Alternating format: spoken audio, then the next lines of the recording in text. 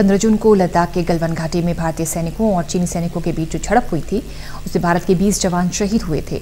लेकिन उसी झड़प में चीन के कितने जवान शहीद हुए थे इस बारे में पुख्ता संख्या की जानकारी नहीं थी। लेकिन अब चीन गलवान घाटी में हुई खूनी झड़प में चीन के कितने जवान शहीद हुए थे इस बारे में जानकारी दे रहा है।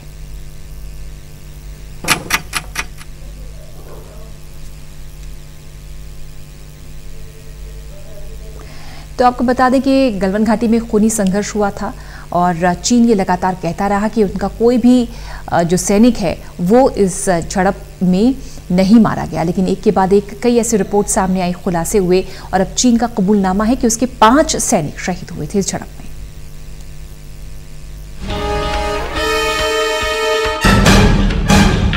लद्दाख में गलवान घाटी में जून में जो हिंसक झड़प हुई थी उसमें भारत के 20 जवान शहीद हुए थे। लेकिन चीन के कितने जवान शहीद हुए थे इस बात की कोई पुख्ता जानकारी नहीं थी। लेकिन अब चीन ने खुद इस बात से पर्दा उठाते हुए बताया है कि गलवान की इस खूनी झड़प में चीन के कितने जवान शहीद हुए थे।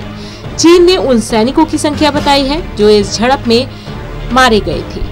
चीन ने भारत के साथ वार्ता के दौरान माना है कि उसकी गलवान में हुई हिंसक झड़प में उसके 5 सैनिक मारे गए थे। सरकारी सूत्रों ने बताया है कि मोल्डो में भारत और चीन के बीच हुई राजनयिक और सैन्य वार्ता के दौरान पड़ोसी देश ने इसकी पुष्टि की है। चीन ने पहली बार 15 जून के दिन गलवान घाटी में हुई झड़प में अपने हताहत सैनिकों का कोई आंकड़ा दिया है, जबकि इस झड़प में भारत के 20 जवान शहीद हुए थे।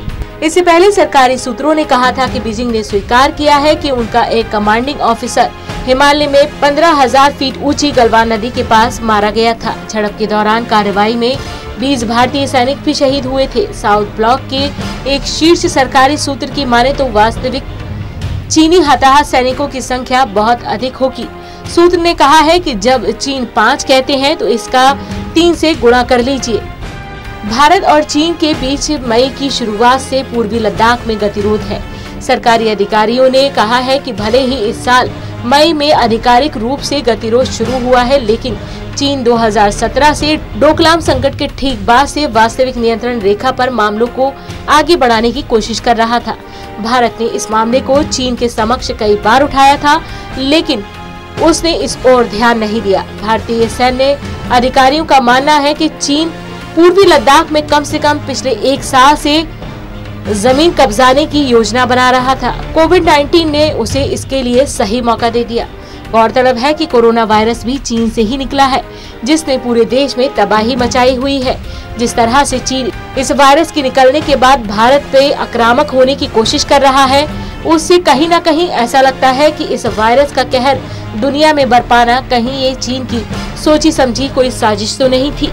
फिलहाल जिस दिन से गलवान घाटी में ये खूनी हिंसा हुई है, उस दिन के बाद से भारत और चीन के बीच में तनाव बना हुआ है।